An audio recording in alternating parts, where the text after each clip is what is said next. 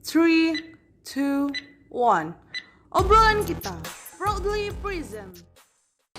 Assalamualaikum warahmatullahi wabarakatuh. Halo teman-teman obrolan kita, kembali lagi bersama saya Ica di obrolan kita.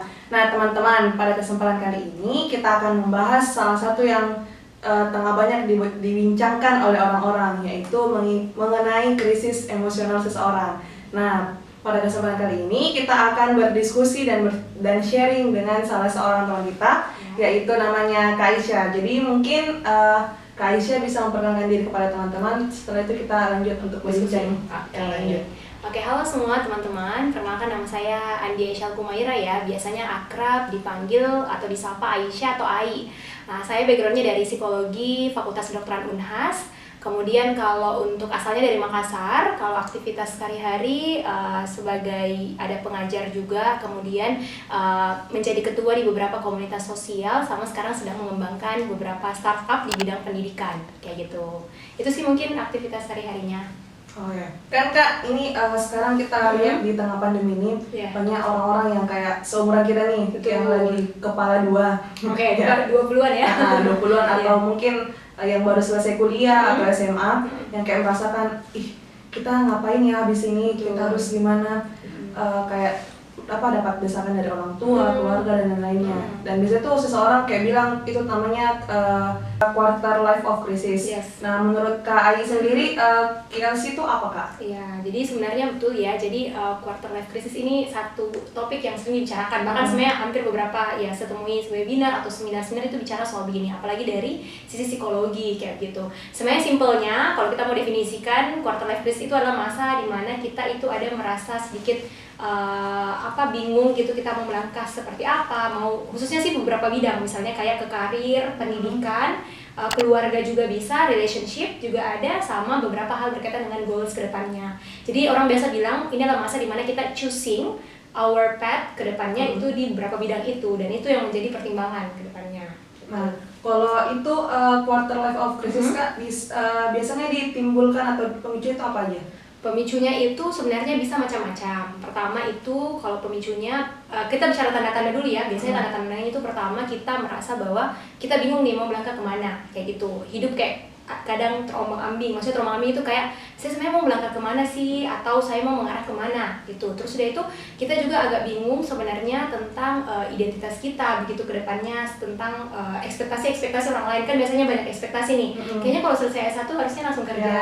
Harusnya langsung kalau ada yang mau menikah misalnya, atau berlanjut studi. Tapi itulah yang menjadi ekspektasi orang lain. Jadi pemicunya bisa dari diri sendiri. Kalau diri sendiri atau internal itu biasanya dari kita yang merasa tidak punya resource atau sumber daya dalam diri untuk mencapai itu.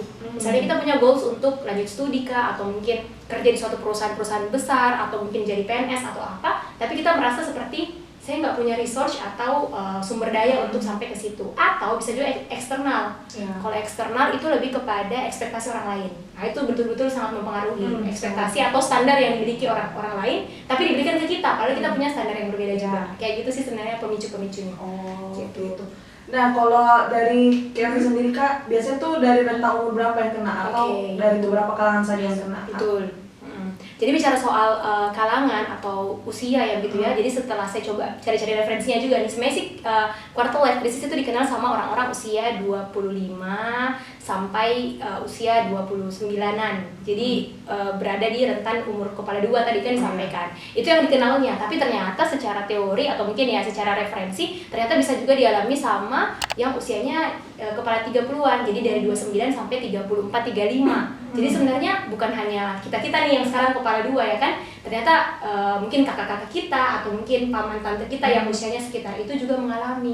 Tapi ada ciri-cirinya nih, ciri-cirinya. Jadi ciri-cirinya kalau misalnya yang kayak kita nih usia 20-an, 25-an gitu ya, 24, 25 sampai 29, ciri-cirinya itu lebih kepada dia dikenal sebagai lockout. Jadi krisisnya itu lebih kepada kita ini kan lagi berada di masa transisi nih antara selesai kuliah, fresh graduate menuju ke bekerja atau Iya. apa. Jadi ciri-cirinya lebih kepada apa yang menjadi perasaannya gitu. Kalau yang usianya kayak kita tuh lebih kepada pekerjaan, karir tadi, relationship, jati diri. Jadi proses-proses untuk betul-betul baru mau menemukan sebenarnya saya passionnya di mana sih, atau mungkin saya akan stabil bekerja di bidang apa gitu. Sama berkaitan dengan ada juga yang lebih traumatik kayak kehilangan juga ternyata mempengaruhi gitu.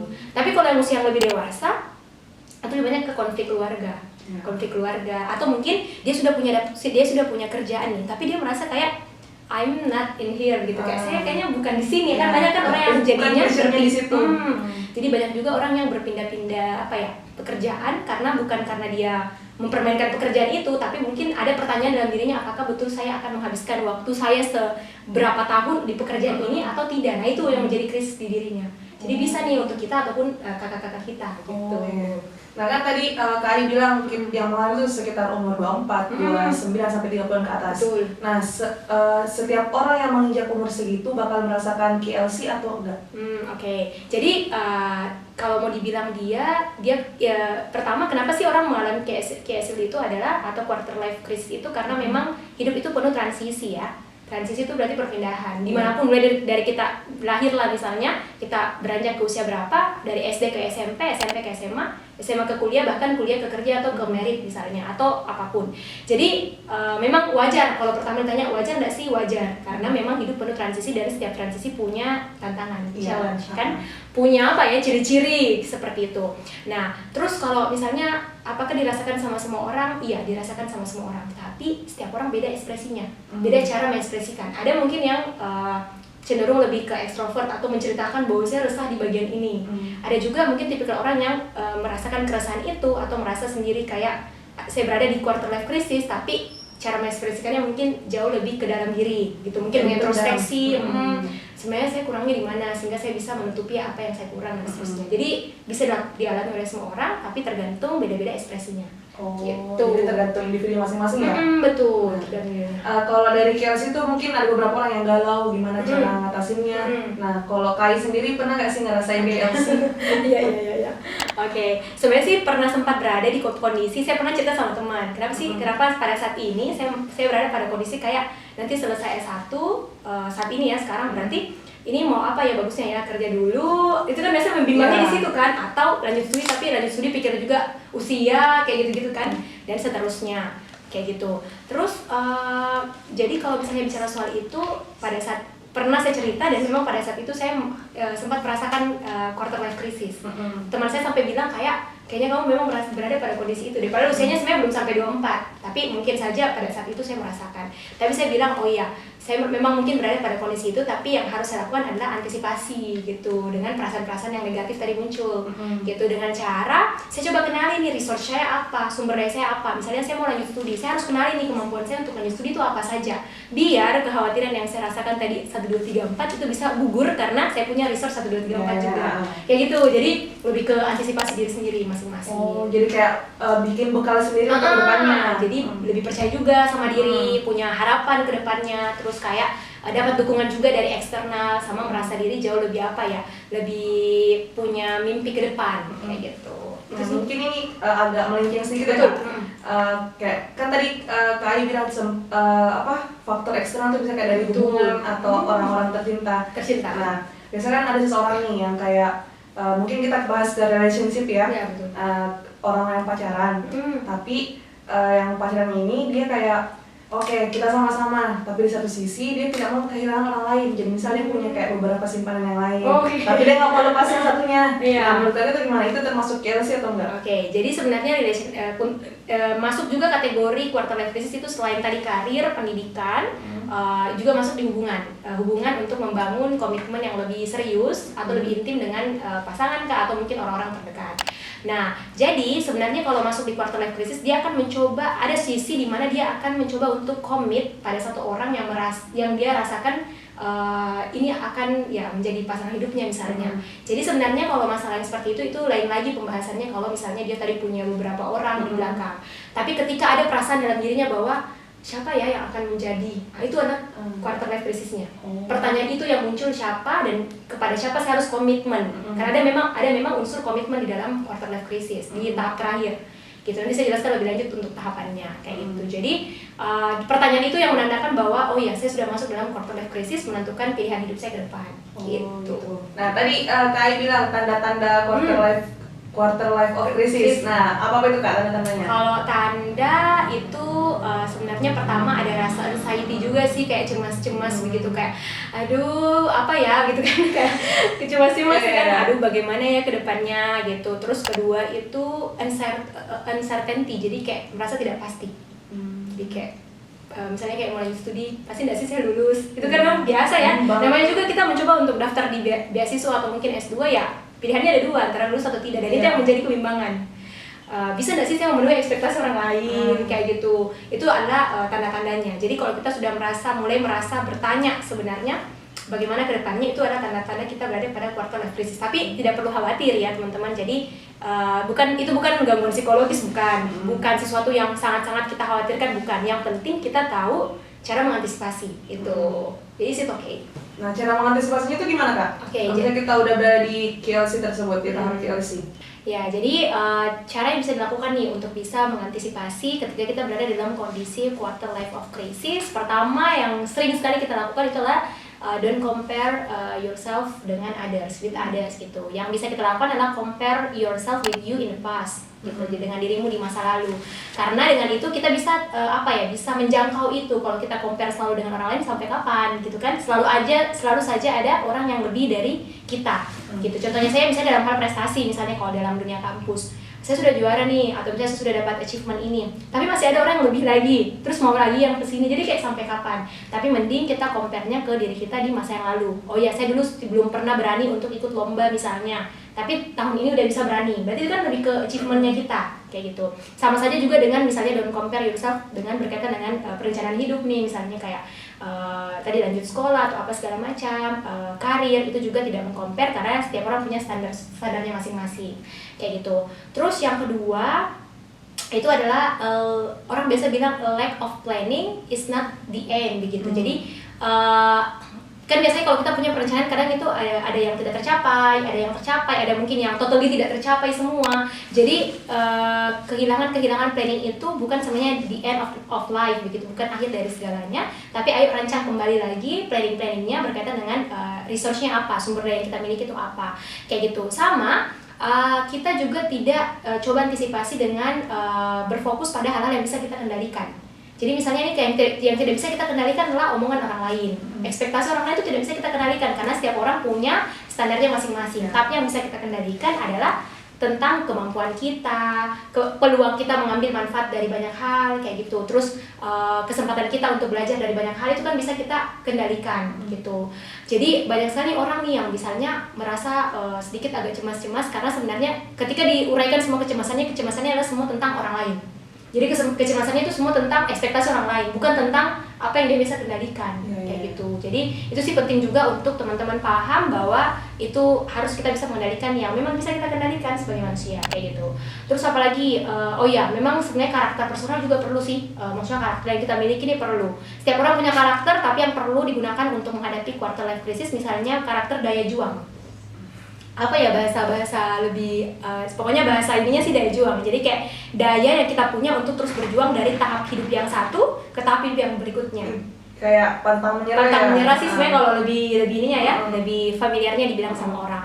Nah, bahkan sebenarnya banyak juga yang bilang nih, orang yang terbiasa gagal itu bukan berarti selalu negatif, tapi justru itu yang bisa membuat kita jauh lebih cepat adaptasi ketika ada kegagalan berikutnya dibanding orang pelajaran sebelumnya. Jadi bisa tahu nih kira-kira kondisi kalau gagal seperti ini saya harus langsung seperti apa gitu kan. Jadi bisa dengan daya juang sehingga nanti kedepannya itu lebih ini lagi. Terus sikap sabar juga perlu sih, sabar. Karena sabar itu ya tau lah kalau dia belum tercapai harus usaha lagi. Kayak sama persistence itu tekun. Jadi kayak orang yang berada di quarter life crisis sementara meniti karir, kalau kita tidak tekun ya kita baru mau sampai nih di goals itu, tapi kita udah menyerah di titik ke 99 ke titik 100-nya. Jadi tidak persisten dia jadinya tidak bisa sampai ke situ. Kayak gitu. Itu untuk karakternya. Terus apalagi ya, sama ini sih juga jangan lebih ke ekspektasi orang lain sih. Jadi buat standar diri masing-masing. Misalnya nih anggaplah kan ini saya coba bahas juga sih sebenarnya kalau di dunia kampus mungkin karena agak related dengan kehidupan sehari-hari. Jadi kalau misalnya kayak orang bilang gini, kenapa sih orang berprestasi di bidang karya tulis ilmiah atau misalnya kayak orang biasanya kayak bidang-bidang penelitian itu kayak wow sekali, sementara di bidang yang lain misalnya tidak. Padahal sebenarnya kita bisa bikin standar sendiri. Misalnya ya yang penting saya berprestasi di bidang yang saya geluti, itu adalah standar saya, bukan standar yang tadi yang saya sebutkan sebelumnya. Jadi itulah disebut dengan jangan membuat standar yang berkaitan dengan orang lain, tapi buat standar diri sendiri gitu. Jadi apa ya, kayak kamu bisa berprestasi in your own way begitu, di jalanmu masing-masing ya, dengan bidangmu masing-masing kayak gitu. Jadi itu sih juga yang membuat kita bisa menjadi jauh lebih menghadapi quarter life of crisis kayak gitu. Nah, ini Kak, kan biasa tuh kalau kita dari kecil nih kayak punya banyak teman. Nah, dari SD punya teman, dari sama-sama sampai sekarang, SMP teman baru lagi, SMA. Nah, terus biasa kita sering hura-hura jalan-jalan, kayak reuni. Tapi semakin berjalannya waktu, mungkin beberapa orang juga merasakan, termasuk saya juga, circle pertemanan itu kayak semakin mengecil. Kayak kita memilih, nggak usah sama ini saja. Lebih enak ceritanya sama ini, kalau sama ini nggak bisa jaga rahasia. Nah, menurut kalian sendiri,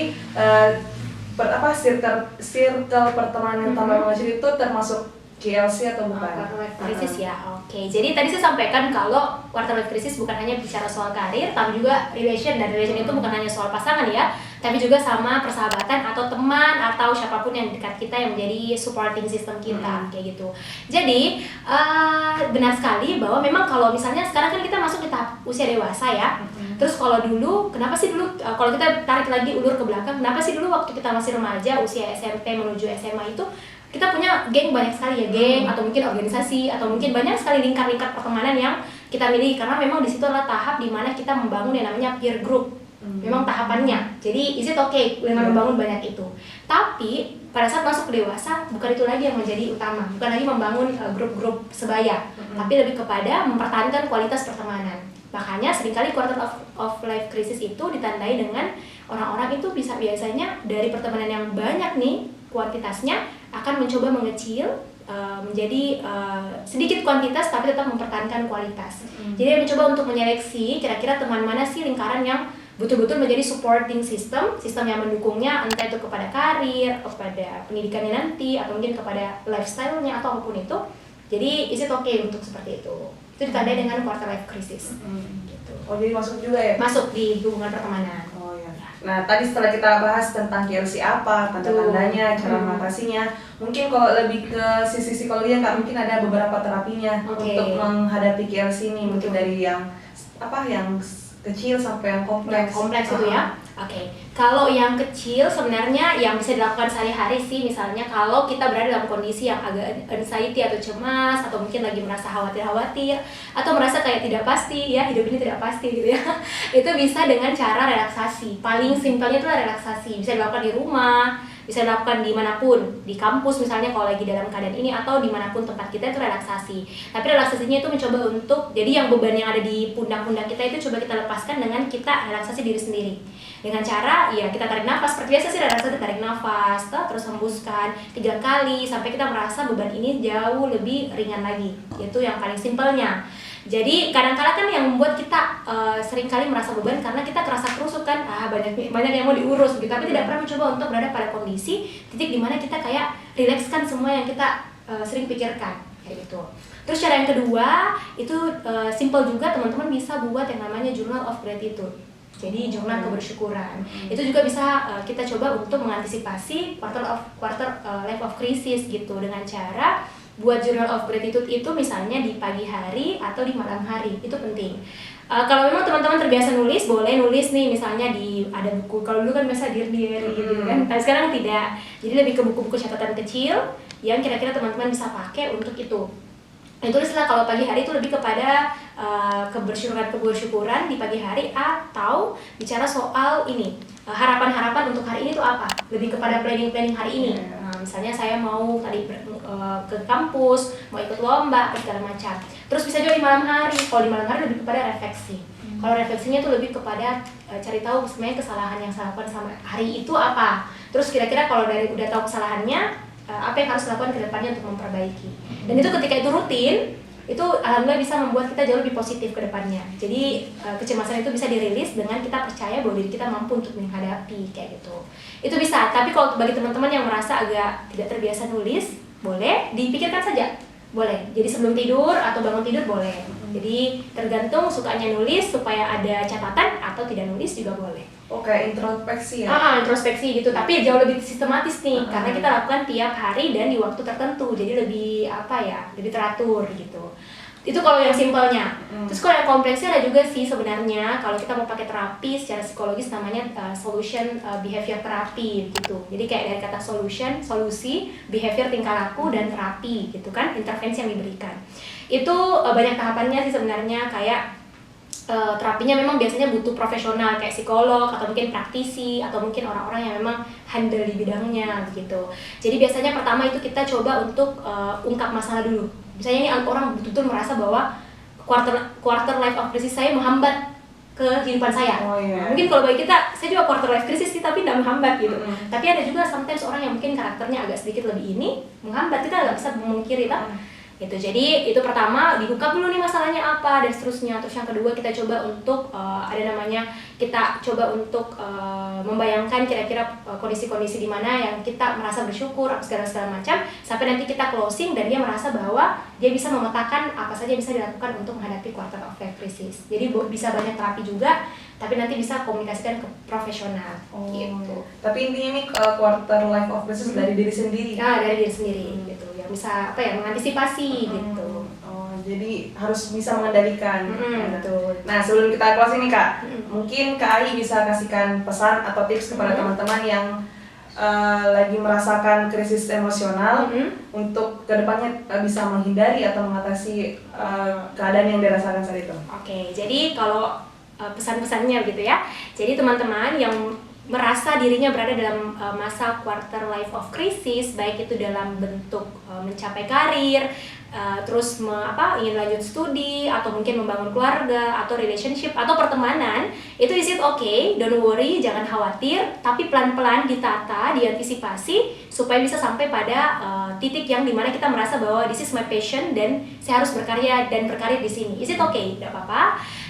Tapi teman-teman memang butuh circle yang mendukung. Jadi coba cari juga circle-circle atau pertemanan-pertemanan yang kira-kira mendukung teman-teman untuk meniti karir itu atau keberlanjutan hidup itu, supaya teman-teman di perjalanannya itu tidak merasa bahwa ya saya hopeless atau tidak ada harapan, tapi justru punya dukungan kayak gitu.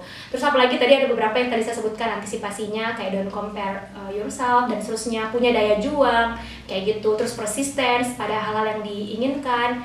Jadi itu tadi beberapa teman-teman yang bisa dilakukan ya ketika berada dalam quarter life of crisis. Jadi tidak perlu khawatir dan semua usia itu bisa merasakan. Jadi mulai dari usia tadi 25 dan seterusnya, dan yang penting teman-teman mau komit sama apa yang teman-teman jalani sehingga bisa nanti kedepannya tahu apa yang akan dilakukan kayak itu. Jadi is it okay, pelan-pelan saja.